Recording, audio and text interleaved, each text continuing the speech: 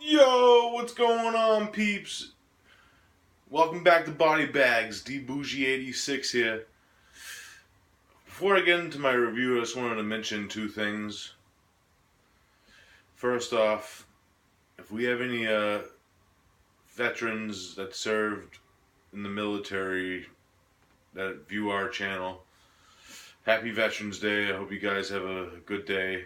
And for all the ones that are away and you guys do amazing things for the country and stuff, and hope you guys do well and have a good day. And the second thing I wanted to mention was I wanted to thank everyone that watched my debut on last week, which is pretty awesome and a surreal moment for me because if you guys didn't know, I forgot to mention this. I actually started out as a watcher of Body Bags, and I respect all the reviewers, past and present. And it's just a surreal moment because I never thought that one day I would be on Body Bags, and it's just a surreal experience for me so far. But that's all I wanted to mention. And now let's get into this review. What I got for you guys today is a film that was released on physical media in 2014. It's released by the Sleaze box, and it's directed by Sean Donahue and Mike Nietzsche, and it goes by the title of Joe Vampire. Kind of not the best title in the world, but it makes sense when you watch the film. It stars Mike Christopher. If you don't know who he is, you probably know him most famously from his performance in George A. Romero's Dawn of the Dead. He actually played the Hare Krishna zombie. If you don't know that zombie, then look it up. You'll know what he was and what he looks like. But it's pretty famous and stuff in the horror circles. And now let's get into the plot of this one. Main plot of this one, we introduced to our main character, Joe. He's a vampire. He was actually turned during the Civil War. He was found dying, and he stumbled upon a vampire that turned him and pretty much taught him how to survive in the ways of the vampire. But years later, he lives out on his own. He wanted to be apart from the network of vampires that he was connected to. And one night he actually meets a girl named Melissa in a bar. He actually is enthralled by her. He's actually amazed in her beauty is, and he likes her and stuff. He actually saves her from being attacked in the alleyway of the bar, and he pretty much tells her that he's a vampire, and she accepts him as a vampire. She actually wants to be turned into a vampire. At first he's like, you gotta think about this more and more because you got friends and family and you'll never be able to see them again. So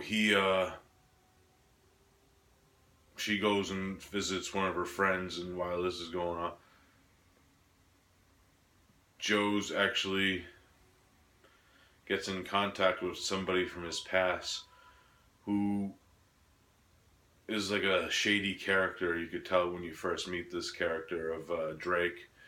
And it's pretty much what happens in the climax is they take Melissa and Joe has to save her from whatever they're going to do to her.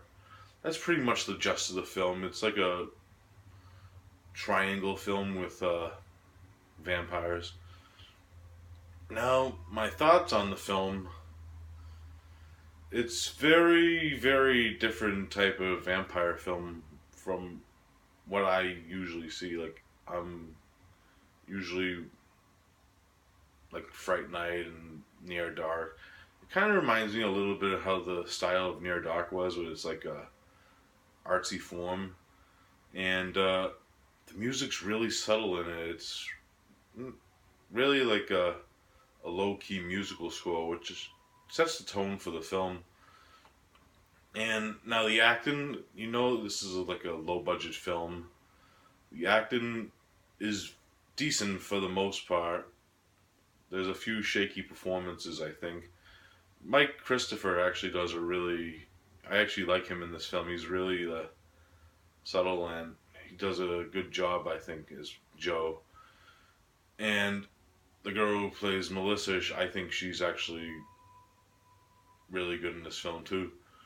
Some of like the sub-characters and stuff, the kind of shaky performances.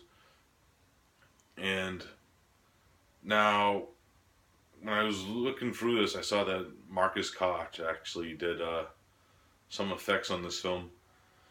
The film's not too gory. It has some blood and stuff, but it's not really too over the top like gore. Like when you think of like Marcus Koch, you automatically think of like 100 Tears or Sweatshop. It's really subtle gore, but I like how they use like the blood and the squirts and stuff. And the blood actually looks really well done and stuff. And yeah, and then what else I gotta say about this film is it's only 68 minutes long. I think that's actually the weakest point of this film, because I ended up wanting more from the story, because it's a really interesting like artistic like vampire film, and it's just too short. Like the third act, it's kind of choppy. There's some scenes like you wish you saw what happened, but then they don't show you, of course, because of the length of the film. I wish it was a little longer. But overall, I highly enjoyed it. I liked how they used like these colors and the setting in this town. Nighttime, the nighttime shots were really well done. Cinematography was actually awesome in this film for a low budget film.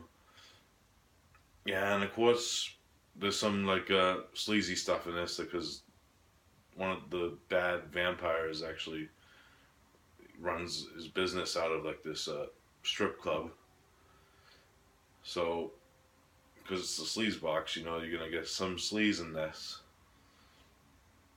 Yeah, but I really did like this film. It was really interesting, and I just like the characters in it.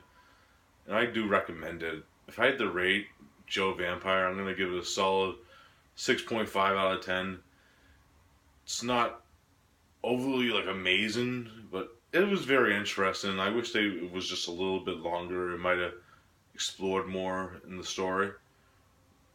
But other than that, I do recommend it. It's worth a watch. Wicked awesome. Alright guys, that's all I got for today on Body Bags. I hope you enjoyed the review. The movie's awesome. So, I'll see you next Wednesday, and check out the rest of the guys' reviews. Fright Chick's on tomorrow. She's wicked awesome. So check her out. Peace out.